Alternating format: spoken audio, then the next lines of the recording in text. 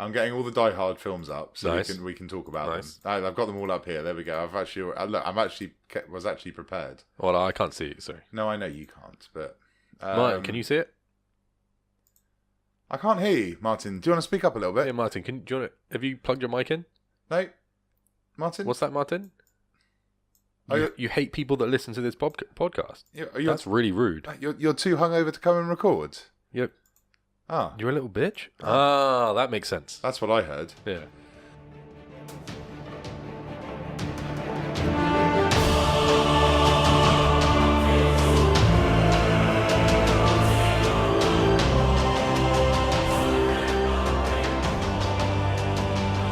Hello, geeks and geekettes, and welcome to another edition of the Geekstation podcast, where we talk movies, TV shows, games, and all things geeky. I am Sinn, and as always, I'm joined by David and Martin. Say hello, David and Martin. Hello, David. Oh, Martin's not here. Martin's not here. What happened there? I have no idea. Should we read out the messages? Yeah, I think we live? should. Yeah, we should read out the messages live to find out what happened to him.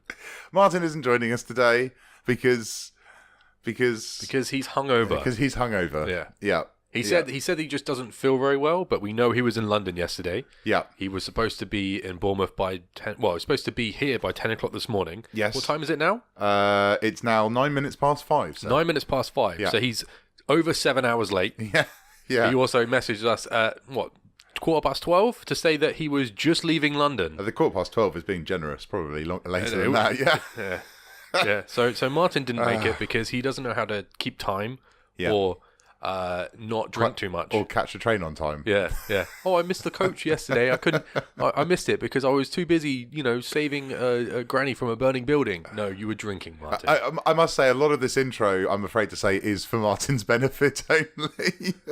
But hello. We're doing a podcast. That's what we're doing. A podcast. We're going to talk about the Die Hard Quintilolgy today. The Quintilolgy. The Quintilolgy. I don't know if that's even a word. Oh, it is now. It is. Yeah, I'm inventing it. As I say, there should have been 3 of us, but Martin is at home at the moment. So, it's just me and David. So, hello, David. How are you? I'm good. How are you, Sin? How's your day been? It's been good. We've been playing games all day. We have been playing games all day. We have been struggling through Human Fall Flat. Struggling is probably a good way to put it. We've played that for a ridiculous amount of time. About 3.5 hours, just that game. Yeah. That's right. Yeah. We were supposed to be recording other games as well. Yeah. Why can't we? We've lost the third arm of the. Oh, Martin's a third wheel. That's right. Yeah. That's it. Oh, Jesus. Sorry, Martin, if you're listening, but you're not here to defend yourself. So you did this yourself. Yeah. I keep looking at the chair as well. I know. So do I. I'm just looking at the chair. Anyway, before we start talking about the ultimate Christmas film and the ultimate Christmas quintilogy, although it's not really the ultimate Christmas quintilogy. It's fine. It works. Let's just talk about the news. There's a few things to talk about. So the first one is the Avengers Infinity War trailer, which we have just watched. We've just watched it, literally just about 10 minutes ago. Because even though it came out on Wednesday, we thought, what a great idea, we'll save it until Sunday. And so all week, I've been looking at people's posts going, oh my gosh, this is amazing, this is incredible. And I'm not saying that it wasn't incredible, but it wasn't mind-blowingly epic. It got a lot of feels. Yeah, no, for sure. Yeah. I was hoping for a little bit more. I don't know because it's a different trailer to the one that they showed at Comic-Con, and the one that they showed in Comic-Con I think had like Thanos picking planets out of the sky and throwing them at the Avengers and stuff, and I just think but I mean that was good. It kind of introduced all the characters and stuff, which was nice, and they all looked pretty cool. I like Spider-Man's new suit. That looks awesome. It's a fancy shiny suit, isn't it? Yeah. I think it's pretty sure that it's the same one. The one that he turned down. Yeah, the one at the end of Homecoming. And Martin, what did you think? Oh, very interesting. Thanks for that. Great input. Yeah. Fantastic input. Thanks for turning up. So I mean, it does look suitably epic, though. I have to say. Oh yeah. There looks like there's a big battle. Although we were saying just before that they haven't revealed much, have they? No, there's not a lot of plot detail revealed. No. I haven't actually read the Infinity War comic book, so I don't really know. Oh no, I haven't. That. Although I have been reading obviously a lot in the last 10 years, because this is what it's been building up to slowly. I mean, one thing I will say is I think they've done what they usually do with these is that there's probably a lot of this only comes in the first half an hour of the film. Yeah. So I think there's still a lot to be revealed. We'll probably get at least 2 more trailers between now and May the 5th, I think it is, something like that. Yeah. So you know the scene in it where Black Panther turns to someone off camera and is like, get this guy a shield. I think that's probably going to be after the battle that you see where everyone's like, where all the army that Thanos brought down and they're all fighting each other. I think it's going to be after that, and it's actually going to be, he's going to be talking to Tony Stark to be like, look, just forget everything that's happened. We're all fighting the same enemy right now. Oh, yes. You need to give him that a makes shield. sense. Yeah, that's what I think it is. Because who else is he going to be saying it to him? Yeah, no, I'm behind. Yeah, I'm behind you on that one. And there's definitely going to be something that happens at the beginning, maybe in New York, when Thanos is going to turn up. Yep. And then, I mean, as I say, it's really hard to speculate based on those 2 minutes. It was actually like a minute and a half. The rest of it was titles and stuff. So at what point do you think? Oh no, because I was going to say, at what point do you think Guardians of the Galaxy are going to be in the movie? Well, we know towards the end. Well, no. So, I don't know, but we know that from the Comic-Con trade that was leaked, that started with Thor floating through space, and then he hits the windscreen of the Guardians of the Galaxy. Oh, okay. I've never actually seen that trailer. No. Well, neither have I. Oh, I've just read it because I didn't want to watch a poor quality trailer. Yeah, for sure. So I've waited for this one, and then obviously he sees them and he's like, so who are you guys then? And then it's the Guardians of the Galaxy. So I don't know. The thing is, I just don't know. And it's good that I don't know. I really hope that the part where he turns around and is like, so who are you guys? And he goes, I'm Star-Lord. And Thor's like, who? Yeah, no. Well, I think that would be genius if they do that. There's going to be something definitely for sure. So I don't know. I do like that idea that I like not. I don't really want to know anything about it. Yeah. I want to watch a trailer that gets me really excited but reveals nothing, and that's exactly what that's done. Yeah. And I'm hoping that the other 2 trailers will do it as well. So. Yeah, you're gonna watch the other trailers? Yeah, I think I'm gonna have to. I'm gonna be so excited, but it's Marvel, so I have confidence that they're not going to reveal anything big. They're not going to screw the pooch. No, they're not. Oh, Jesus, that's been the phrase of the day, hasn't it? Screw the pooch. Tune into the Geekstation to find out some human. I think it happens in like episode 10 that it starts happening. Though, Jesus. So they're gonna have to go through all the. Well, they're gonna have to go through all the episodes. They are, yeah. Watch them for your own entertainment. Yeah. That's right. Anyway, let's move on. It's just, while we're talking about Avengers and Disney and people like that, Disney is reportedly back in talks with 21st Century Fox for their film and TV assets. Namely, obviously, the ones that we're excited about would be X-Men and Fantastic Four. Yeah. So this is the news that they were in talks. So I mentioned it on the news a couple of weeks ago. Talks broke down because it kind of got announced that they were talking. Maybe, yeah. I mean, no one really knows with these big businesses. But this time round, apparently, Comcast are also in talks, as are Sony. So why are Comcast in talks? I was trying to think what franchise Comcast own, but I don't know who Comcast... I don't think they have any TV products, do they? Well, they own 30% of Hulu, but as does Disney. So maybe they'll for streaming purposes. Maybe. I mean, I don't know. But anyway, we're never going to know. This would be bloody exciting if for sure. if Disney get them back, because then you'd be able to have Avengers versus X-Men. There'll be so many people in that though. Oh, yeah, well, it would be. But this is the thing about the end of Phase 3 with Infinity Wars is everybody's contracts coming up. It's going to be a massive change to the cinematic universe. It's going to be interesting. Yeah. So I don't know. I'm excited, and I've never really found myself hoping that a big multinational corporation will become a larger multinational corporation.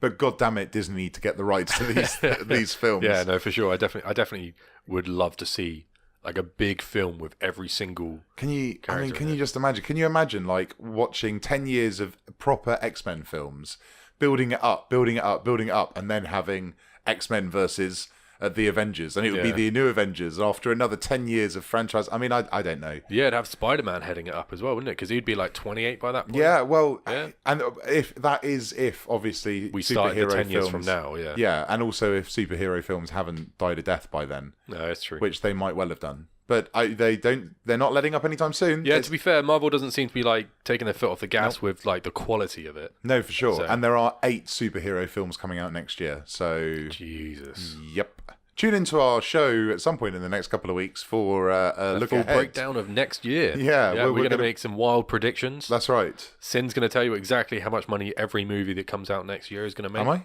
Oh, yeah, no, I said you're going to do that. Okay, so right. Sure. Okay, I'll start working on that right away. Let's move on. Stranger Things 3 has been officially announced. We're going to have to wait until 2018 for it. Damn, that's like a month away. Oh wait, no. 2019 is what I meant to say. Right. I've written coming 2018 exclamation point on my notes here.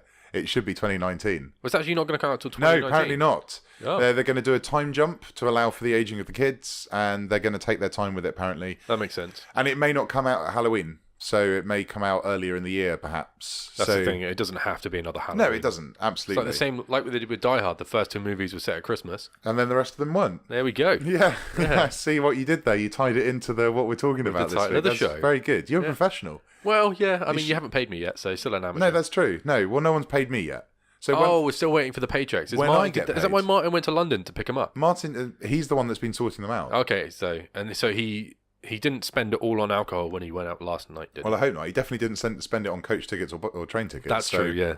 Yeah. So he's definitely got some money left over.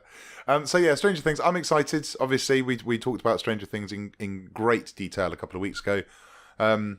It does suck a bit having to wait until 2019, but I'd rather they take their time with it. Yeah.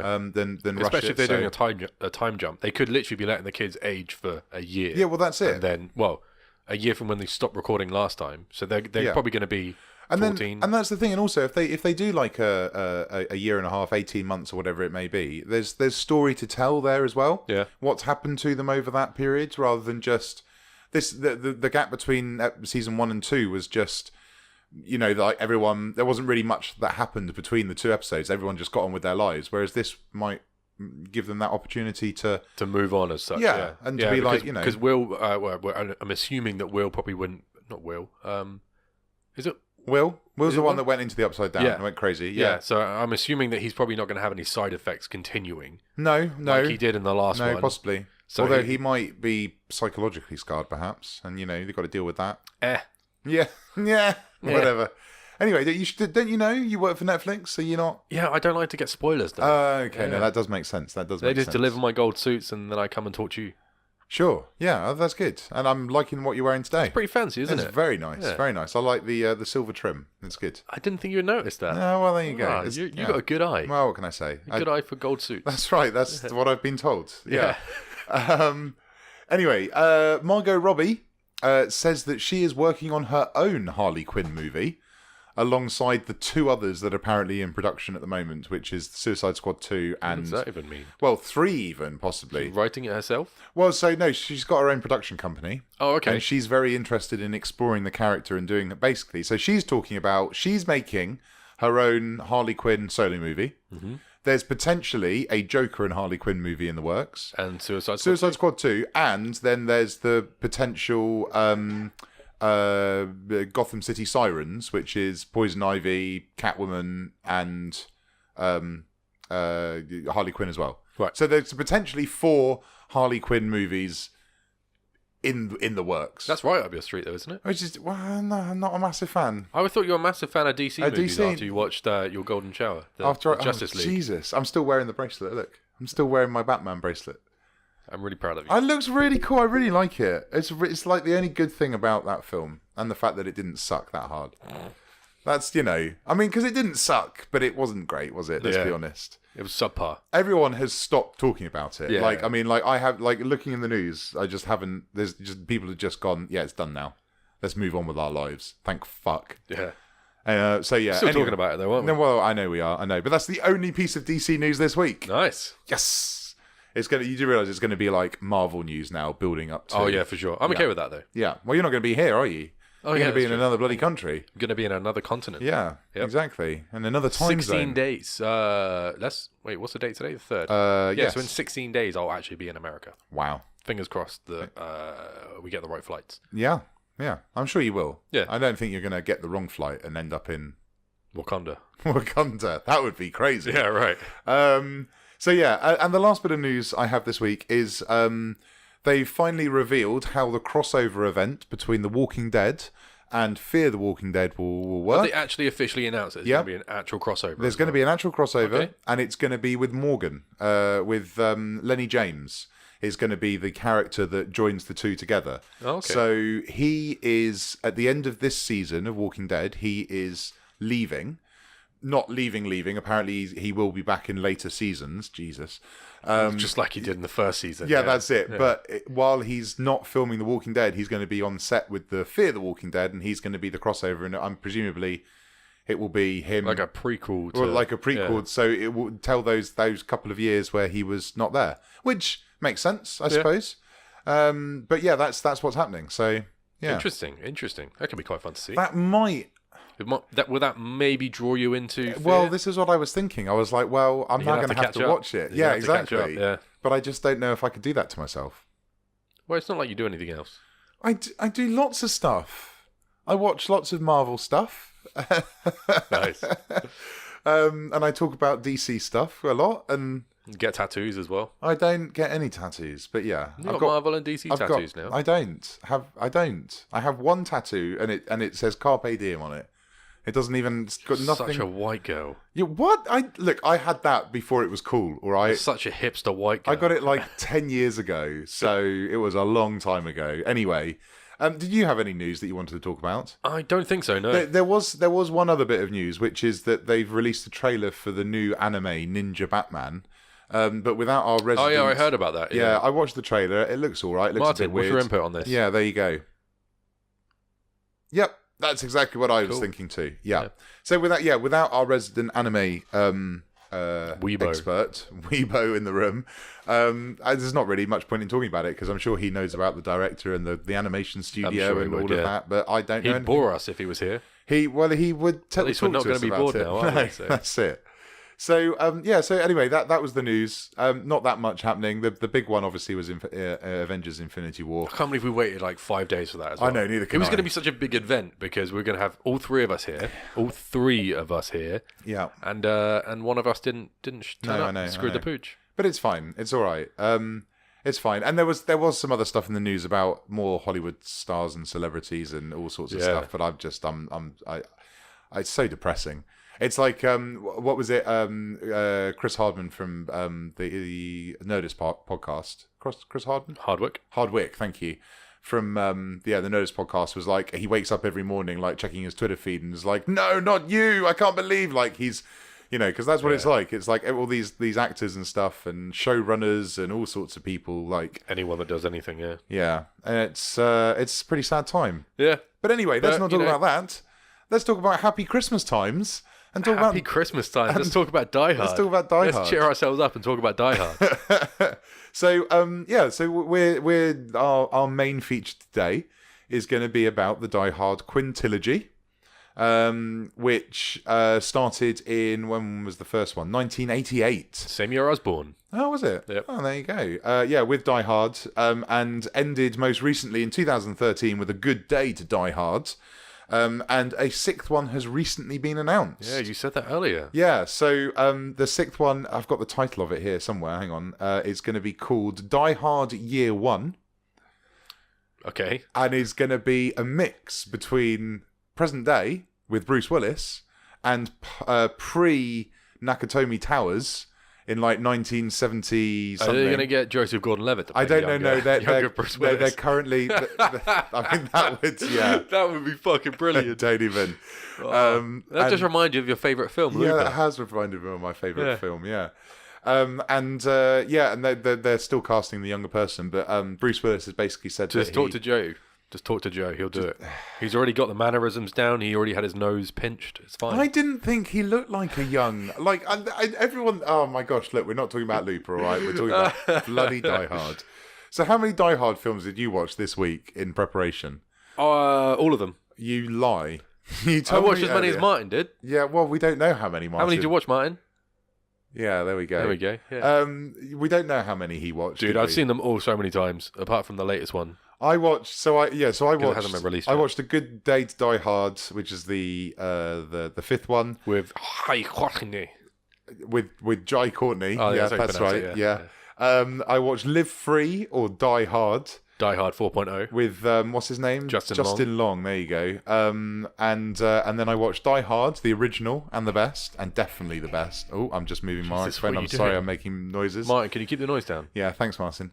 And then we watched a bit of Die Hard with a Vengeance earlier on with our pizza, didn't we? Which is pretty cool. I quite like that one. Well, we were still waiting for Martin to turn up. Well, we were thinking he might still turn up. That's right. Yeah. Are you going to be able to get over that? Probably not. No. I'm going to shit all over him. Yeah. Okay. So let's start with Die Hard in 1988. So it had a budget. Obviously, these are 80s prices. So had a budget of 28 million. It made 140 million in the box office. Damn. It was actually based off a book, if you can believe it. Which was. Is it called Die Hard? No, it was called Nothing Lasts Forever. So the first two films are actually based off books loosely anyway, and then they're kind of all brought together. And actually, the only original story, believe it or not, is the last one, A Good Day to Die Hard. Yeah. It's been released. It has an approval rating on Rotten Tomatoes of 92%. That's a low blow. It needs to be much higher than that. You reckon? Yeah. That's like a 97, 98% movie, that is. It is, and it's quintessentially the greatest Christmas movie of all time. Yeah, basically, yeah. Obviously, if you don't know, it's set at Christmas. Who hasn't seen Die Hard, really, at this stage? Martin, have you seen Die Hard? Well, we'll never know, will we? No, he's not here to answer, so we'll just never know. But obviously, and it has the late, great Alan Rickman in it as well. Playing Hans Gruber. Yep, one of the best villains of all time. Well, quite possibly one of the best villains of all time, because wasn't that his first role in Hollywood as well? I'm not sure about that. Because he was a stage actor for a long time. Possibly. Let me have a look, see what it says here. He apparently, in the last 100 years, Hans Gruber was listed as the 46th best villain in film history. Okay, that's close. Oh, he played the Sheriff of Nottingham. Of course, he did. Oh, yeah, which was very, very good. I'm just trying to think. No, he played a few more, maybe. I don't know, but yeah, no, he was. I'm just trying to go through filmography now. Die Hard was pretty much the first big one. Really, looking at this, for sure. He did a couple of others, but yeah, I would definitely say that probably made his name. So, I mean, what do we want to say about Die Hard other than it's the greatest Christmas? It's the greatest Christmas movie of all time. So it's, and as I was watching it, rewatching it last night, it's got a bit of everything, really. It's got the family side of things, and the kind of the not really annoying family either, because they're barely in it, but it gives the characters some motivation. Yeah, it's got an awesome villain, and obviously don't forget it's got the German guy with the long blonde hair as well, who just he works on our HR department. Yeah, he does. Yeah, who just doesn't die and springs up at the very end. Yep. For one last kind of like, I don't know, he looks evil, half his face is burnt off, and he's just like, yeah. And then he gets shot. It gets shot. It's got some nice twists and turns as well. Like clever little play as well. You know the scene where where John McClane's at the Nakatomi Tower, and he's like getting changed and stuff, and some dude's like, oh no, wait, it was someone on the plane said to him, the best way to get over the flying is to jet lag is to take your shoes off, take your socks off, and rub your feet on a carpet. Make fists with your. Do you know why that was in there? Well, so he would take his shoes off. The only reason, just so he would not have his shoes on. And they turned up. Yeah, so clever. And also, it obviously forever immortalized Bruce Willis as wearing the wife beater. The wife beater, yeah. And he taping a gun to your back as well is another good thing. That starts as a bit of a trope, isn't it? Yeah, that's always, it's in a lot of movies where things like that, especially when they like mimic Die Hard. I think it's a bit of a trope in Die Hard films as well. It's one of those things that obviously the infamous phrase "yippee-ki-yay, motherfucker," which is just absolutely brilliant, warms my heart. Every time you hear that, you think of Christmas. Is what you're saying. Yeah. Do you have like a favorite scene from the film? Something that kind of always stands out for you? I like the limo driver. Oh yeah, no, sure. He's a lot of fun. Yeah, I'm trying to think of his name now. I can't remember his name, but when he runs into the ambulance. Drives into the ambulance as well. It's cool. Yeah.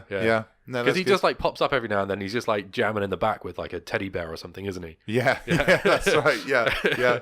Well, everything else is going off around him. I'm trying to like think of my favorite bit because I literally saw it last night. But there are so many kind of just cool moments in it. Like there's like loads of cool little bits, like because he talks to himself quite a bit in the films. Like, God damn it, John, what are you doing? Why are you doing this? And there's a bit like where come to LA, it'll be fun. That's like all of that. There's a bit where Alan Rickman is shoots the Japanese, the head of Nakatomi, his name's not Nakatomi, but head of the tower in the head, and then John McClane like manages to escape. And as soon as he realizes he's free, he's like, God damn it, why didn't you do it? Why didn't you try and stop them? And he'd be like, then there's a pause, and it's like, because you'd be dead right now. And it's just like, he's just going crazy at himself, which is just brilliant. The other good bit is when Hans Gruber sees John McClane for the first time. Oh yes, and he's like, and he pretends that he's a hostage. Yeah, sure. Panicking and stuff. And, yeah, that's clever. And I also liked the guy Theo, the technician who's like drilling through all the vaults and stuff. He's just got attitude. Yeah, he's a tech guy. He's not the typical nerd that you would see in movies. Yeah, that's it. He's a geek, but he's a cool geek. You know, I always thought he was a cool character. What's the police officer's name again? It's not Bob. It's what's his name? Sergeant Al Powell. Yeah, there we go. Al, yeah. When he goes up to the tower for the first time, knocks on the door, goes in, looks around and stuff, and then gets back in his car. John's just like trying to get his attention from up top, and then just throws a body out the window. That's fucking brilliant. Good. Yeah, and just like reversing, just like panicking, and everyone's like firing at him and stuff. And I really like their little. They have like some really nice scenes together, like when he's on the radio and he's like, "Oh, damn it, Al, what you doing?" Like, and all of that. And I just always remember the line, "If you got 'em, smoke 'em," and like McClane's like sparking up, and he's like way ahead of you. Yeah. I'm like, it's such an 80s film where the hero is smoking cigarettes. Like you just smoking was good for you back then. Yeah, that's it. Yeah. So yeah, and obviously one of the most awesome deaths. You said it earlier on. Like Christmas has not begun for you. Until you see Hans Gruber falling off the roof. Yeah. And it's all in slow motion, and he's like waving his arms and and there's a great line where because it's in slow motion, and he's like, and the music's like, and there's falling glass everywhere, and then it just cuts to all the cops on the ground, and the lead cop just goes, I really hope that's not a hostage. And it's like, no, it's not. It's definitely not a hostage. Yeah. You get the two, you get Johnson and Johnson, the two FBI agents who are just Johnson, not related. It's Agent Johnson. Nope, the other one. Yeah. And they're just fucking stupid. Yeah. And there's a cool line as well, like they're just using the FBI playbook, and it's just cut the power, and then of course they cut the power, which then allows them to get into the vault and all of that, and it's a really well put together film. Yeah, for sure. And that's why it's kind of stood the test of time. It's not one of those movies that people regard as a classic that isn't really a classic. It's just a movie that not fanatics, but like movie like Citizen Kane, where it's a classic movie. Gone with the Wind and stuff like that. They're classic movies, but there's not really something that I would personally sit down and watch like out of choice. No, but that's what's so weird about it, is that it's an 80s. All it is an 80s action flick. Yet it's one of those 80s action flicks that was really, alongside kind of Terminator, and maybe like Rambo.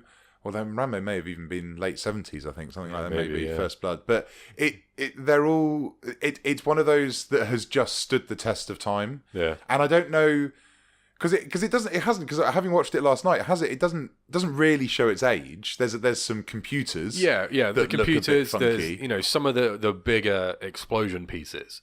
Yeah, but a little bit look a little. Yeah. But people still come back to it every single year for Christmas. And it's also really good as well because John takes a lot of hits. He falls apart. He runs over. Yeah. It's not like action movies now where Tom Cruise will like do a rolling, like a barrel roll underneath a tank and lift it up and then carry on. Yeah, and you have get the tiniest of cuts along his like he is at the end of it. He is bloodied up. Like there's a bit where, just before him and Hans have their final fight, and he's got the gun strapped to the back of to the back of his back. That works. Yeah, I don't know. And he's just edging out, and he's just blood is dripping all down his face, on his arms. He has to pop his shoulder back in and stuff as well. Yeah, he'd been shot as well. His feet have all been bandaged up because he's had to walk through the glass. And there's a bit where he kisses his wife. And I'm just thinking, you must just That's someone else's blood. It's not good right now, but it's a fantastic film. So there we go. Do you want to say anything else about Die Hard before we move on to? It's the greatest Christmas movie of all time. I think you may have mentioned that. Okay, but just in case you haven't, it is the greatest Christmas movie of all time. Yeah. Brilliant. So let's move on. Die Hard 2, sometimes referred to as Die Harder, although it's not. That isn't actually. It's not an official title. No, it's not like Die Hard 2 : Die Harder. No. The film's title is Die Hard 2, but on all the posters it was Die Harder, and it's like, but he didn't die in the first one, so it's like I don't know. But anyway.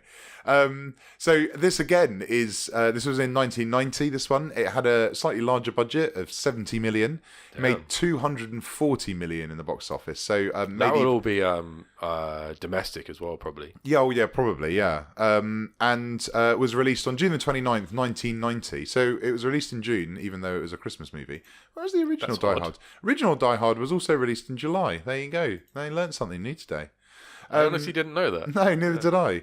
And it once again tells the story of John McClane. This time, instead of him going to his wife is coming to him, and through a series of thoroughly expected events, the airport that he's waiting I don't know which airport is it. JFK maybe. Probably. Oh no, it is Washington Dulles International Airport. There he's waiting for her to turn up, and the airport basically gets shut down, taken over by a group of terrorists. And for some inexplicable reason, John McClane decides to take it upon himself to take them all down. To kill them all. This used to be, for a very long time, one of my favourite films, but I think it's because I don't think I saw this one first. This is the first Die Hard film I saw. All right. And I just remember, I always remember the blank scene. Yeah, well, I was going to say one of the biggest twists, and I remember being a kid and going, no, and realizing that because there's this moment. I suppose we really should have said at the top spoilers for all these films, or did we say that? I can't remember. But yeah, whatever. They're Die Hard films. If you haven't seen them, then sorry. There's a big kind of shootout in a church between the terrorists and the kind of anti-terrorist special forces unit that's turned up to take the terrorists out. And you think and right up until halfway through the film, or maybe even 2/3 of the way through the film, you think no, actually I think it's actually all the way at the very end, isn't it? It's not. Well, until he realizes, anyway. But you think that these special forces guys are the good guys, and they have this big shootout, and you can't really understand what's happened. And there's a moment where does John try and shoot somebody? I think he tries to shoot somebody with a gun. Yeah, I think that's it. Yeah, that's right. Yeah, and he picks up one of theirs because he runs out. Yeah. And there's a bit just before this big shootout starts where they all change ammunition, and they all change from magazines with red tape round them to blue tape round them, and you're like, oh, what's that? And then you realise that they've actually got blanks in them, and actually the good guys were actually the bad guys all along, and you're like, oh my gosh, no. And I still love the fact that because it was the early 90s, he was when he got to the police station or wherever he was in the airport, and he was trying to tell them what was going on, and he's still got an AK-47 on him. Yes. And then he just unloads a clip granted it's full of blanks, but he just unloads it into some dude, and no one tries to stop him. No one shoots him. No one does anything. They just sit there watching some dude unload a clip into someone. It's this one I would say is probably, with the exception of maybe the last one, A Good Day to Die Hard, is probably the most generic plot out of all of them, because all the other ones have got like some twists and turns in them, whereas this one obviously has a big twist about the good guys being the bad guys, but it's not like you think the bad guys are doing something and then actually they're doing something else. There's no like twist as how they're getting away. They're just bad. They're trying to. I think they're trying to get a general, aren't they, or a prisoner, trying to get him back to out the country. And then they just die at the end. And like, there's no like. Whereas all the other ones, there's like a little twist and turn as to what they're doing. And the other ones are also all about money as well. Whereas this one isn't about money. This is about trying to, as I say, get like I can't remember what he was. It was a freedom. It's like a freedom fighter or a general or somebody. And they're trying to save him. The bad guys are trying to get him out of the country or whatever. But it's got one of the best bits I always remember is as their plane takes off and they think that they've made it, and John McClane has like cut a hole in the fuel or whatever. And he just Zippo lighter. Takes his Zippo out. He's like, "Yippee-ki-yay, motherfuckers," and just throws it. Like he's just in the snow, all beaten up, like bleeding. He just chucks the lighter, and then plane blows up. The other really cool part was when they changed the not the settings as such, but basically made the plane that was coming into land to think that the ground was further away as well. Yeah, right. And what was also quite funny was that the fact that plane had been circling for years, and they were already saying they were already low on gas, but there was a massive explosion. Oh, yes, the classic. The plane just blows up even though it's got no fuel in it. Left. Yeah, that's right. I remember that. Yeah. Yeah, no, that was quite. I remember like watching that when I was younger and like thinking, holy crap, they've taken over like the airport, because they like when they set their base up in the church, they like set themselves up with a proper like air traffic control thing, and it looks all swanky and nice and like yeah. And then then what do they? Yeah, they mess with the plane's altimeter, don't they? So they think that they're 200 feet higher than or lower than they are, or whatever, higher than they are. They're higher than they are. Yeah. That's it. Yeah, and he just goes crashing into the Oh, and he tries to save them, doesn't he? By like running out into the runway and like he lights something and just starts waving them shit like that, yeah. And then like is it 2 bottles of Jack Daniels or something? Yeah, probably. That's it. Yeah, and like the pilot sees him and he just flies right over him. Yeah. And I always remember that as well, because the pilot of that airplane is in Star Trek Deep Space Nine. Colm Meaney, I think his name is, and he's an Irish actor. He's also in. Yeah, I know him. I know who you're talking about. Yeah, he's in Con Air as well. He's the cocky marshal in Con Air. I know exactly who you're talking about. Yeah. So he's been in loads of things as well. Yeah, he was quite big in the like early 90s. Well, I say quite big. He's one of those actors that just turns up in everything. Yeah, you're like, I know you. Yeah. Like, hey, how's it going? Yeah. So for as I watch that, I always remember him. So yeah, that was Die Hard 2, Die Harder. We'll rank them at the end, but it's one of my. I remember it being one of my favourites anyway. But we'll probably move on to what I think may well be my favourite. Which is Die Hard 3, Die Hard with a Vengeance, because it's all about vengeance. So this is Die Hard 3, came out in 1995, so 5 years after it was. And this one's not set at Christmas time. But it was released in December. But it was released on May the 19th, 1995. Had a budget of 90 million, made 366 million. Damn. And as I was telling you earlier, is probably one of the first films I ever saw Samuel L. Jackson in it. And he is probably the most Samuel L. Jackson in this film. Yeah, I think he Samuel'd it right up. Like this and Pulp Fiction are probably his two like ultimate Samuel L. Jackson films, I reckon. Yeah, I'd say that. Yeah, I mean he's and Snakes on a Plane. I've never seen Snakes on a Plane. Deep Blue Sea.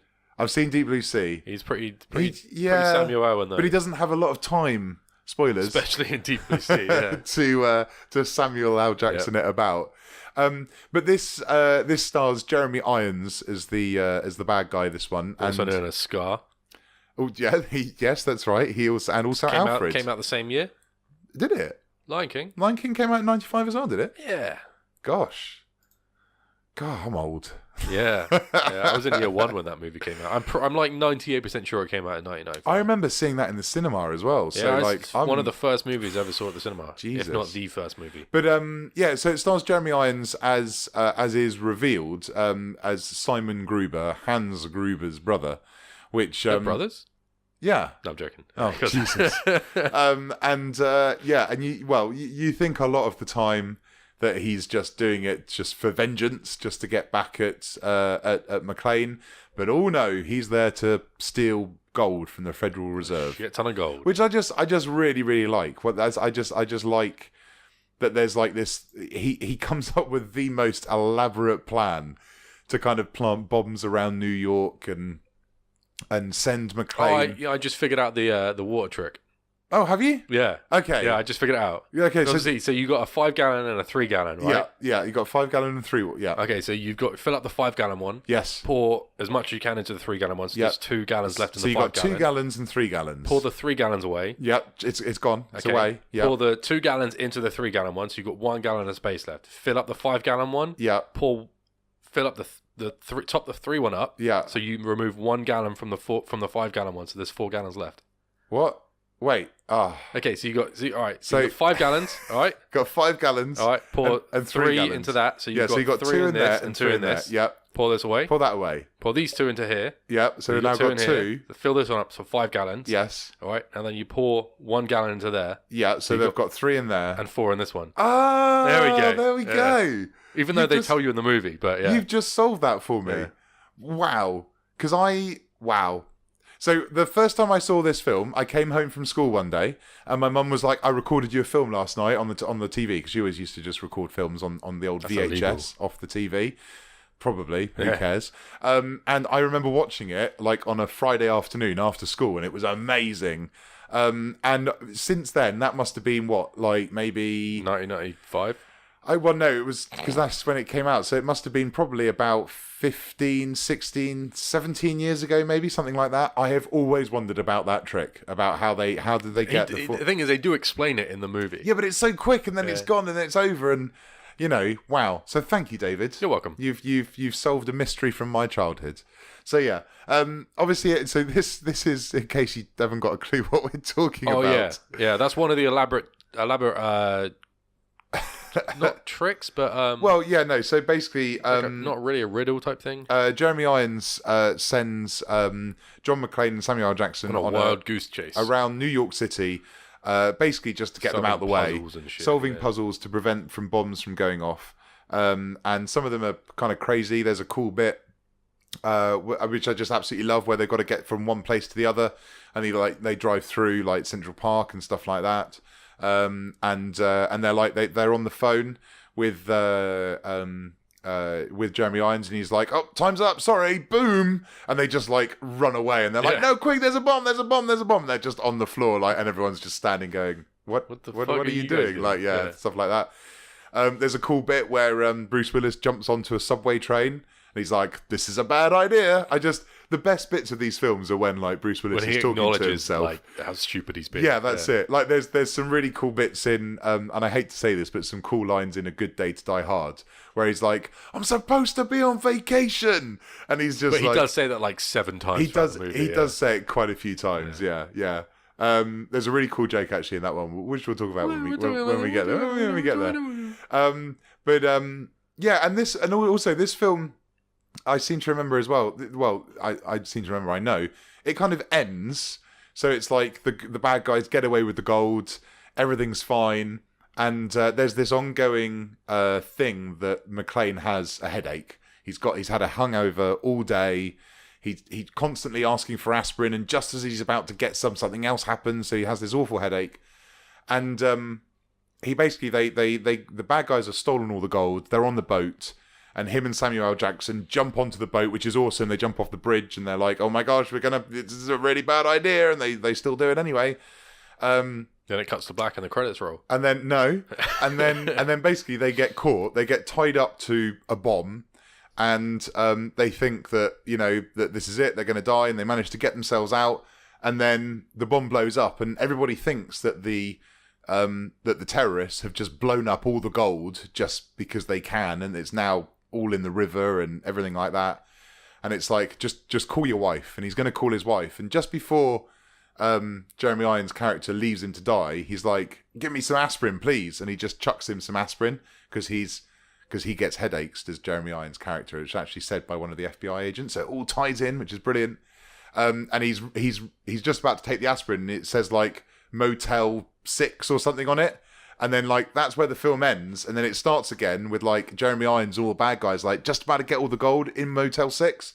And then like Bruce Willis turns up, and then they fight them out and they win, and it's just like they punch for a bit, and then Jeremy Irons dies. They're mates again. Oh, okay. They're not mates again. No, it's not like Justice League. But I just remember that film like just having like when I was younger and I first watched it, like it comes to an end, and then starts again. Yeah. No, you don't have that feeling? I don't know. Oh, yeah. I know what you're talking about. Okay, all right, fair enough. So yeah, that was Die Hard with a Vengeance. So what are these crazy facts you were talking about? You said you had a good fact about that. Oh, no, not about this one. No, it's about the next one. Live Free and Die Hard. Ah. So the next one, Live Free, Die Hard. So this one came out on June the 12th, 2007. Damn. Yeah. Had a budget of 12-year wait. Yeah, right. Had a budget of 110 million. And a box office of 383 million it made. I remember this one was actually quite well received, because it was like the first one back. Everyone was like, "Oh, okay, yeah, no, this will be, it'll be quite good and stuff." And I remember it being relatively well received anyway. Yeah. Not perhaps as well as as badly as the last one, which is right. Yeah, which I guess we'll talk about in a sec. But this one's got a rating of 82%, which that's surprisingly high, actually. Yeah, which is higher than both Die Harder and Die Hard with a Vengeance, which is got 69 and 51 respectively. Is it because it's got Kevin Smith in it? It's got Kevin Smith in it? I'm pretty sure it's Kevin Smith in it. What? Who? He's the hacker dude. Yeah. Is it him? I'm pretty sure it's Kevin Smith. I'm like 93% sure. I can't remember his name. Warlock. It is Kevin Smith. You're right. Yeah. Yeah, and it's got so this is Timothy Oliphant plays the bad guy in this one. Oh yeah, and it's got Maggie Q as like his girlfriend, kind of kung fu awesome master. Yeah, kung fu awesome master. That's a technical term. That's her actual name in the movie as well. And this stars Justin Long, who just Justin Longs his way all the way through this film. Yep. As a hacker. Stupid fucking keyboard. Jesus Christ. So this is the bit that David always goes on about. So there's a bit where they're in they're in the power Anytime plant. that he brings that fucking keyboard out, man.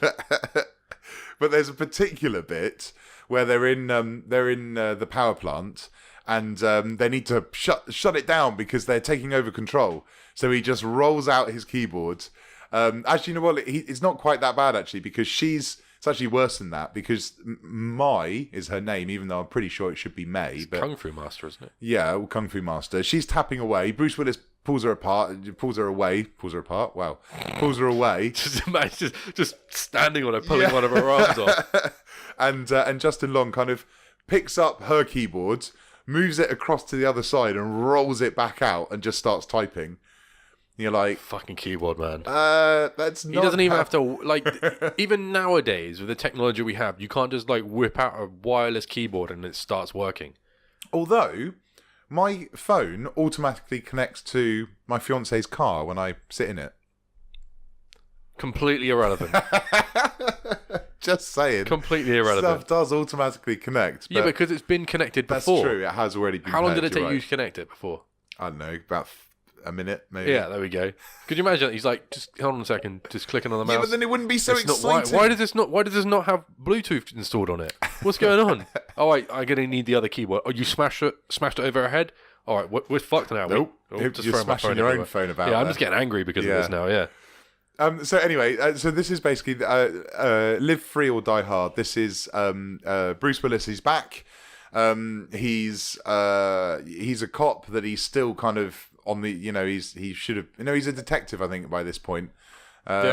Was he not a detective? Oh no, was he just a beat cop before? Honestly can't remember. Yeah, but he and he gets drawn into this kind of end of the world scenario where hackers are basically taking over and shutting down all the what they called facilities, so like gas and water and electricity in America, and it's kind of like it's Die Hard but for the 21st century with hackers and stuff.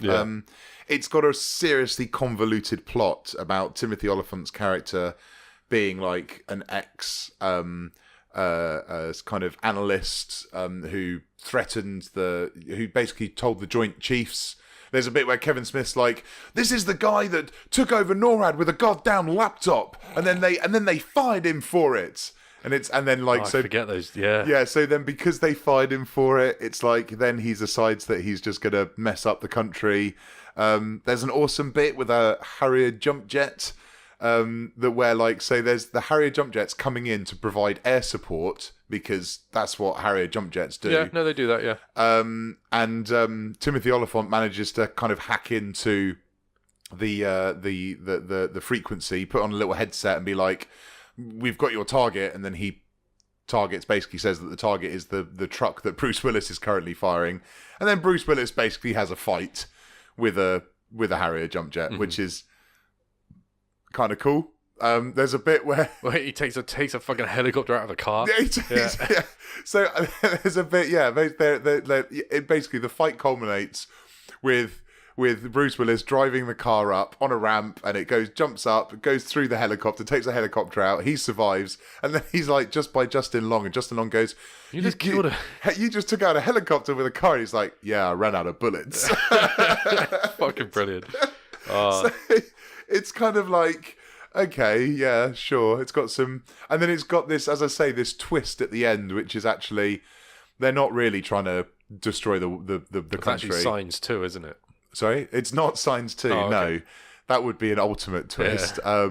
No, it's actually they're just trying to steal all the money, because all the financial records after 9/11, when everything happens, they all get sent to this server farm, and Timothy Oliphant's just in it for the money, and I don't know. Yeah. But the interesting fact that I wanted to say about this was originally released as a PG-13. Mm-hmm. So there's a scene at the end where Bruce Willis shoots. The way he kills Timothy Oliphant is by shooting through himself, through his own shoulder. Yep. And he says, "Yippee-ki-yay, motherfucker." But the motherfucker was obscured by the gunshot sound as he pulls the trigger. So it actually goes, "Yippee-ki-yay, mother, bang," and then he's dead. And fans were so outraged by the fact that they had to mute the fucker part of "Yippee-ki-yay and the motherfucker" that in any subsequent release after theatrical, they put that in and they took out the gunshot sound. And they changed the rating of the film. Yeah. Nice. That was my fact. That's a factoid. Because the only reason that I know that sticks in my head is because when it came out, I remember everyone going, it's a shit film. He doesn't even say "Yippee-ki-yay, motherfucker" in it. And then when I watched it, I was like, "Hey, yeah, he's literally just said it." And then obviously then I found out that was the reason why. So yeah, so it was originally a PG-13 instead of an R. I suppose in this country probably a 12 instead of a 15 maybe, or something like that. Something I don't know. Like that, yeah. But do you remember any favorite moments from this film or anything? Like, I just hate the fucking keyboard, man. You can't that's all it comes down to is that the fucking wireless keyboard, Bluetooth keyboards. The thing about this film as well is and the part where they're in a coffee shop or something, and then stuff's going on the TV. And they're like, they fake blow up the White House or the Capitol building. The Capitol building. Yeah. And then they run outside and they're like, "No, it's fine." Then he steals a phone off someone. Yeah, he does. He like pulls it out, and it's like one of those phones that slides out and it's got a keyboard on it. Sponsored by Nokia, that film was. Oh, was it really? Mate, every time they take that phone out, it's like, "Oh, is that a Nokia phone you've got there?" Oh, I couldn't tell because the logo was in your face, sent to the screen. Zooms in onto the logo. It does not do hacking very well at all. Like, I mean, like even I mean, like, there are films that do it, and then there was Then there's that film. It is. It is pretty fucking keyboard. Yeah, it's pretty awful. I have to say, it's pretty awful. So yeah, that was. Anything else you want to say about Live Free or Die Hard? I don't think so. No, I don't think so. There's a cool bit with a bit of a wireless keyboard that happens. I fucking hate you. Stupid rubber keyboard. So yeah, and one thing to say about when they take out the helicopter with a car, that was an actual stunt. They actually took out a fake helicopter with an actual car. Actually blew up a Harrier jet as well. Did they? No, that was like $600 million. I was going to say, what? It's not a Harrier, it's an F-35 apparently, which probably is actually a Harrier. It's just the American designation of it. But I don't know. Anyway, that was Live Free or Die Hard. And now Sinn's favourite movie of all time. I was going to say on to David's favourite. Talk about Looper. This is Bruce Willis, A Good Day to Die Hard. Die to die. That's right. This has the tagline, and I can't believe this. Yippee-ki-yay, Mother Russia. Yeah. Because the film they're in Russia. is 99% set in Russia. There's a very scene at the very beginning where John McClane's in the States, and that's it. This is with Jai Courtney. Yeah, that's right. Yeah, and Bruce Willis. It was released in 2013. Had a budget of 92 million. It still made 304 million in the box office. So it still made them a huge. That's expected. But where's the reception? Here we go. 14% on Rotten Tomatoes. Really? Yeah. Damn, I didn't realize it was that low. Yeah, it is. It's pretty. It was. Makes you wonder why they're making another one. Because it's Bruce Willis, I think, is one of these actors that if he wants to film, yes to a movie. And if he wants a film to be made, he's not quite powerful enough to make whatever he wants, but he's powerful enough to go, let's make, let's make another, another Die Hard film. Okay, why not? Yeah, sure. And plus the fact that's what people are doing right now is bringing back these old franchises, even though the last film was. Red. Well, Red. I thought you meant old people. Oh, I see. No, Red and Red 2, they're good films actually. Red 1, the first one's a hell of a lot better than the second one, but they're good. They're good films. We should probably do a podcast on those at some point. There'll probably be a third one, and we can do that. There we go. Yeah, maybe. I don't know. Bring out the third one of Red. I'll speak to Netflix. Thank you. No, I don't want it. Oh, yeah, okay. Anyway, so I actually, so when I originally watched this one, I only saw the first 20 minutes, and I turned it off because I was like, this is. Like, what the fuck is this? This is just, like 14%. This is awful. And then so I actually forced myself to watch the whole film, and I watched it for the first time all the way through yesterday.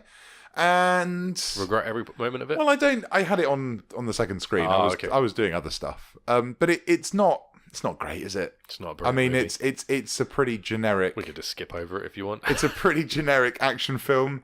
There's they completely waste the line "Yippee-ki-yay, motherfucker."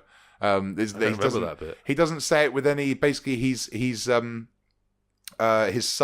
Jai Courtney, is. Oh, we didn't mention. Yeah, in the last one, his daughter was in it, all grown up, and then in this one, his son's in it, all grown up. I suppose is like whatever. Yeah, his daughter was played by the same girl that was in. What's her name? It's Mary Elizabeth Winstead or whatever her name is from Scott Pilgrim. Oh, really? Yeah. It is Mary Elizabeth Winstead. That's right. Yeah. Wow. There you go. Well done. Thanks. Why you brought me on this podcast. That's it. Yeah.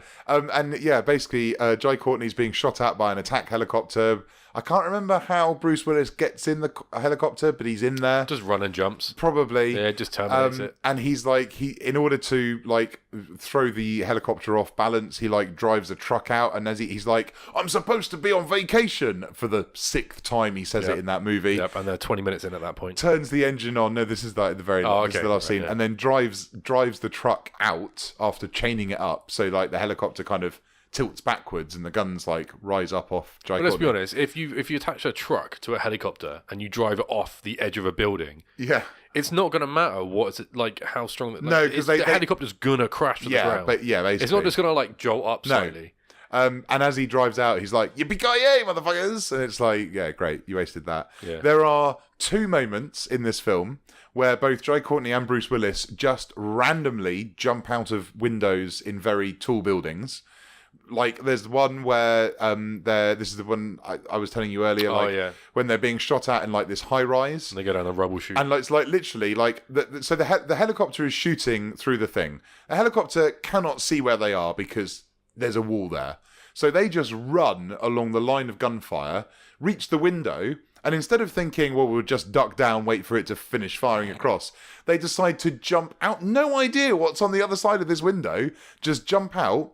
They just happen to land on some scaffolding, and then they manage to jump down a rubble chute all the way down this top of this kind of skyscraper type building and land in a in a it's a good thing it wasn't full of like broken glass and well there's a bit where Jai Courtney gets like a little nail that's like this big or a bit of metal like stuck in his leg or something, and that's it. Like that seems fair. You would be broken. Like you would be broken. Dead, yeah. There's a really cool moment just before that which just made me giggle because it's got some one-liners in this one where Jai Courtney goes, "You've got your phone?"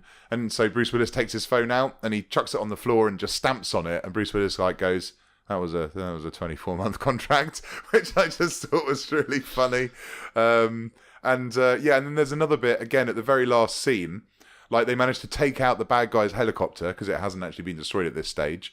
And like, so the bad guy decides, well, as I'm going to die, I'm just going to plow the helicopter into the same building you're in. Yeah, it makes sense. And they just jump out of the glass. They just jump out of the window. Like, wait, what? Last time? Yeah, and this is in Chernobyl because the film culminates in Chernobyl. Yeah. The irradiated wasteland that makes it sense. is. Makes perfect sense. And they're just like, there's so many things wrong with this film. Like they're transporting this weapons grade uranium that they've refined, and it's just been sitting in this vault for like 20 years or something. And like they just open it up and start carrying it out, and it's just like, that's how I would do it. Yeah. I just it's gonna be okay, Sin. It's a pretty bad film. It's gonna be okay. So yeah, they are making another one. As I said earlier on, they're making Die Hard Year One. So it will be like Batman Year One. Yeah, basically. But it's probably going to be, well, there's going to be an old Bruce Willis, and then they're going to flash back to a younger Bruce Willis. They've still Joseph Gordon-Levitt. They still yet to cast him. Ryan Johnson's on to direct, apparently. Yeah. Oh yeah, nice. They'll maybe put some time travel in it. Oh wait, hang on. And with like some like really crazy shotguns. Some really yeah. What are they called again? Call them blunderbusses. There we go. Yeah. Which makes no fucking sense. It's a good movie. It's not a good movie. My name's Sin. I think it's a good movie. Anyway, let's. Do you have anything you want to say about the Die Hard Quintilolgy? The first three are really good. The fourth one is good, and the last one's not good. You're saying the fourth one's good, even though with the wireless keyboard? Shut up. The wireless keyboard. All right. The wireless Bluetooth keyboard. The fourth one's enjoyable to watch. Yeah, okay. Except for the scenes with the wireless keyboard. Except for the scenes with the wireless keyboard. And the fifth one is a train wreck. Okay, so do you want to rate them then? In like 1 to 6, like what would be the best one? 1 to 6. 1 to 5. Sorry. Oh, okay. 1 to 5. Are you counting Looper in this? Yes, as the 6th untold. Yeah. So yeah, what would you rate as the best one, or in reverse order? What would you rate as the worst one? Let me guess. I think it'd just be 5, 4, 3, 2, 1. Would it be? Yeah, I honestly like them in the order they came out. I actually think that you would 3 is better than 2. Yeah. So I would go 5, 4, 2, 3, 1. Yeah, I would. I can't say that the third one is better. I haven't seen the third one enough. I think. I couldn't say. Yeah, I don't think the third one is as good as the first one. Well, actually, for me, they're on par, but there's lots of people that would disagree with me, so I'm not going to. I'm not going to open that can of worms. So yeah. What about Martin? Martin, what do you think? What order would you like him in? You what? Oh really? You can't say stuff like that. That's wow. I am shocked. You think the fifth one is the best movie of all time? You honestly, you think that 24/7 every single TV station should only show that movie? You're a strange person. I think we should cut his mic. Yeah? Okay, well, that's it. We're not hearing from you for the rest of the podcast, Martin. No, my podcast cut. There we go. That was the Die Hard Quintilolgy. If you haven't seen it, definitely watch the first one. And the second one. I was just saying, definitely this Christmas period, over the holidays, over the next couple of weeks, definitely watch Die Hard, because don't watch It's a White Christmas or whatever it's called. No, screw that. Jesus, in black and white as well. Yeah. Why do you want to watch that? Not even in colour. Watch Die Hard. And there's no fire in it. No one falls off a building. There's no explosions. There's no terrorists. Yeah. There's only like 3 Germans. There's no yippee-ki-yay mother Russias. I mean, fuckers. Yeah. Anyway, there we go. So, let's move on to what have we been watching, What reading. have you been watching and reading and doing and stuff? So, David, I watched this week the DC CW crossover event. Oh yeah, you said there was like which was 4 episodes. Yeah, so it was basically 2 feature-length episodes, effectively, which was Crisis on Earth X. So basically, Earth X is there's 52 worlds, 52 Earths in the DC continuity. There is also a 53rd one, which no one talks about, called Earth X, where Nazis rule the world. Okay. Isn't that it's kind of like the iPhone? What? It's not anything like the iPhone. Jesus. The iPhone X. Anyway, I have to say, yeah, if you buy an iPhone, you support Nazism. No, that's not true. David's views do not represent that of the Geekstation. Right? That wasn't me. That's Steve Jobs. That was not Steve Jobs. Jesus, I'm trying to talk to you about what I've been watching, reading, listening. Crisis on Earth X. Anyway, and it was really, really good, is what I'm trying to say. It had all your favourite DC superheroes from the Arrowverse in, the Flash and Arrow and Supergirl and all of that.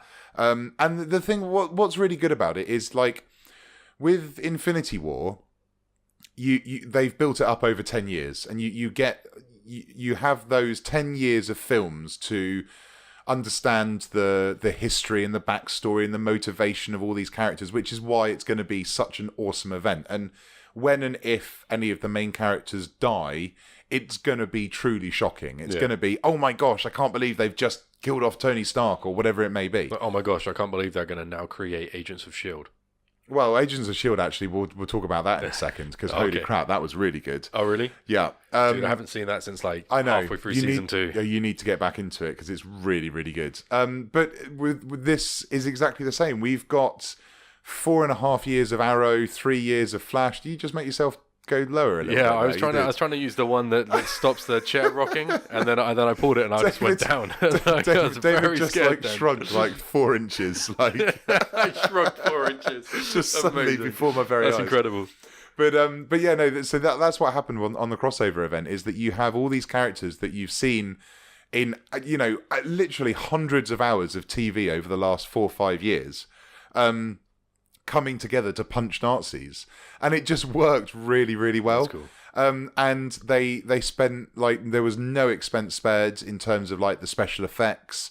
The CGI for a TV show was really good. The story, the acting was a bit cheesy, and the story was a bit CW corny, though, isn't it? So. But that's the thing, and that it doesn't really negatively affect it, because you come to expect that when you watch these shows. You know that it's going to be cheesy and corny and a bit kind of hammy acting, and there's a bit like they all fight hand to hand, and it's like all the Nazis have got guns, and it's like just fucking shoot them. Like, but it doesn't matter, because then you get to see Arrow punching a Nazi in the face and stuff. So it's does he not use his bow? He does quite a lot. Okay. Yeah, and it's got some really cool like one-liners and stuff. Like, wouldn't it be cool? I thought it'd be really cool if we could all put our costumes on, and then they all turn up in their costumes and they fight and stuff.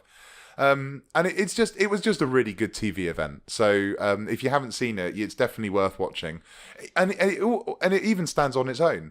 I mean, there's a couple of in-jokes, but a lot of it just stands on its own, and it's just worth watching, because... You could use it as like a jump-on point. Yeah, you probably could. I mean, if say like you only watch like Arrow, you could use it kind of... Oh, no, for sure. If you only watch any one of the shows, then you could definitely easily get into this. Like people that only watch the League of Tomorrow, whatever it's called. Legends of Tomorrow. I mean, that show is so bad, but it's Captain Cold. Yeah, well, he's in it, but it's just and it was really good, because there was him. I can't remember his name. I can't remember the actor who plays him, but there's also an English actor as well that was in Being Human. He was the werewolf in Being Human. I can't remember his name, but they're 2 openly gay actors, and in this, they get to play 2 openly gay superheroes. Oh, okay. And it was just really cool, because I mean, the CW shows are always been quite good with gay characters anyway, and but this is the first time that you had two full-on gay actual superheroes. Full-on gay superheroes. As in like they're superheroes. I know what you're saying. You know what I mean. That was just bad words. It's been a really long day, all right? Yeah. My brain is frazzled. We've been playing computer games. Get even more frazzled soon as well. Is it? Oh, Jesus. Why, what are you going to do? We're going to play some more games. Oh, Jesus. Okay, sure. So yeah, that's what I've been watching. And we finished watching Mindhunters as well. Nice. Have you seen all of that? I haven't seen all of it. I got like 4 or 5 episodes. I won't spoil it for you then, but it's very, very good. And I'm a bit sad that it's over. But that was also announced for a second season. Season 2's coming out, well. yeah. So, or they're going to start making it for. So yeah, so lots of TV to look forward to next year. What about you? What you've been watching, reading, listening to? I don't know if you've seen it advertised on Netflix, the TV the program Salvation. Oh, I talked to you about this like 2 weeks ago. That's a lie. No, go back and listen to the podcast. That's a straight up lie. I told you that I was watching Salvation and that it was a really good show, and that even though sometimes with these types of shows you think, have you watched all of it? No, not okay, well, I'm not going to spoil it for you, but I literally spoke to you about this. You're a liar. 3 weeks ago. But yeah, I started watching Salvation. Yeah. Yeah, I'm like 6 episodes in or something like that. Yeah. It's good, isn't it? Yeah. Yeah. Elon Musk. But it's not him. Exactly. Yeah. The fake Elon Musk. Yeah. Yeah. Did you really talk to me about that? Yes, I did. Was it when it was just you and me as well? Probably was, wasn't it? That I don't know. I don't always write down the shit. Damn it! I don't always write down what we really watch and playing. I'm not. Go back. It's around the DCEU episodes. That was you and me. Maybe the Justice League afterwards. I watched the whole series and I talked to you about it. Okay. All right. Well, yeah. So I started watching that. If you want to know what that is about, then apparently listen to a previous episode of this show. So this is the show that's about a comet coming to Earth, an asteroid coming to Earth. 186 days, some kid finds it. Yeah. And then there's an Elon Musk type character who's basically going to try and save the world. And it's kind of like a mixture of apocalyptic drama and there's like a political conspiracy and all sorts. And I don't know if you found this, you say 6 episodes in or whatever. With these types of shows, they can get really monotonous and really boring really quickly. And you're like, oh, there's going to be a big twist at the end of the episode. Oh, no. How are they going to get out of this one? You're telling me now, yeah. Yeah. But actually this one, every twist feels natural and feels good and doesn't feel forced or in any way. Yeah, it's a really good show, man. Yeah. You should watch it. yeah, I might do that. I might start watching that. What else have you been watching? I think that's it, really. I've been working so much. I haven't really had a chance to do anything else. No, you have been watching. You have been working, and I literally watched that because I was on the coach to London and back. So start watching that at 5:30 in the morning or something stupid. Yeah, because I started watching a movie, I think, or something like that, or fell asleep. I watched another movie as well called 6 Days.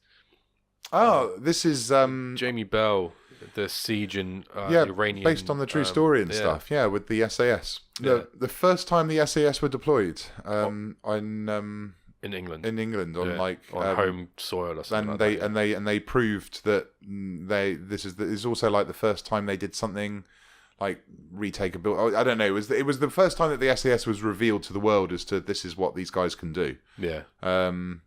Really good. It was the first time it's ever been recorded as such, because a lot of the time you just hear. And Mark Strong's in that as well, isn't he? Yeah. How long did this movie come out? A while ago.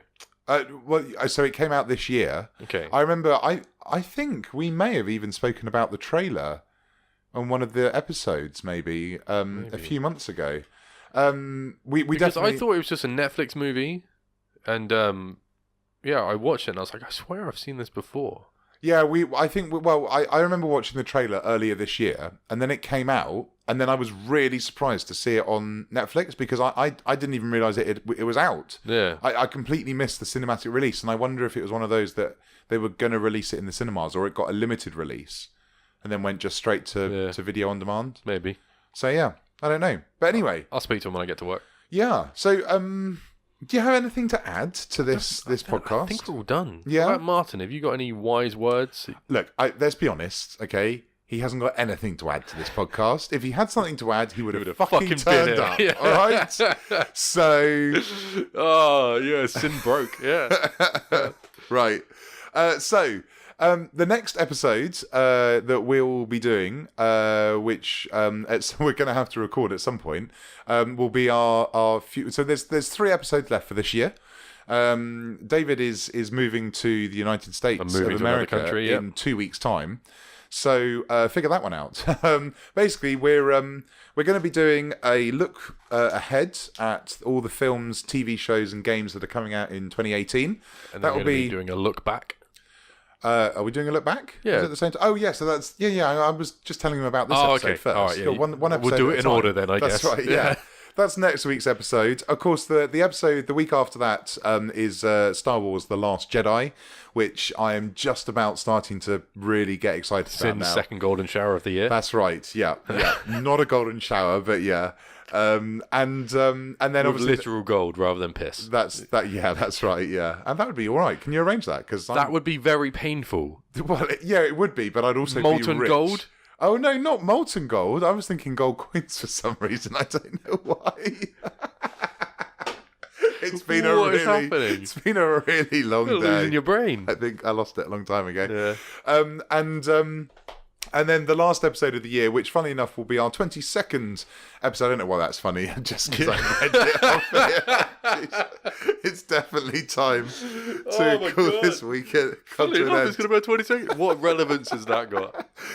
You've literally lost the plot. There would have been... I know why. Because there would have been 22 Marvel films in the run-up to Avenger Infinity Wars. Ha! So that had no relevance to anything. We're going to be doing the Geekstation End of Year Awards. That will be our 22nd episode and also the last episode of the year. So if you have any films that you want to nominate, any games... Any genres or any genres. If you think a film or TV show is worthy of any form of prize or ridicule. If you want to come up with some kind of crazy award that we have to choose some winners for. Basically, if you want to do our work for us, then if you're listening to this on iTunes, then you can tweet at us. I'm at Mr. Sin Sinny. David, where are you? At David TGS. And Marto, where are you? Marto TGS. Because he sucks and doesn't know how to spell his own name. That's right. You can also leave suggestions and comments on our Facebook page, facebook.com/The Geekstation. If you're watching this on YouTube, you can leave a comment and let us know what you want us to talk about in the award show. That's right. And while you're there, give us a like and hit subscribe as well. Keep an eye out for some new videos. That's right. There's going to be, I was going to say there'd be quite a few, but there may only just be the 1 or the 2 now. Because... Well, there's still going to be quite a few of them. Well, that's true. We have recorded for a long time. And also, if you do listen to this on iTunes, it'd be fantastic if you could give us a review. Tell us how much you hate Martin. That's right, because he has promised to sing all reviews that he... you can name the style. That's right. So do that, and we will force him to sing them, because that will be fun. And I think that is about it. I'm just trying to think, is there anything else I need to plug? I don't think so. I think the only thing to say is it's goodbye from me. It's goodbye from Sin. It's goodbye from Sin. Shut up, Martin. Yeah, shut up, Martin. No one likes you. Right. Thanks. Bye. Fucking impression of Martin. Jesus Christ. Oh, that was impressive. Oh, goodbye from Sin. Oh. Amazing.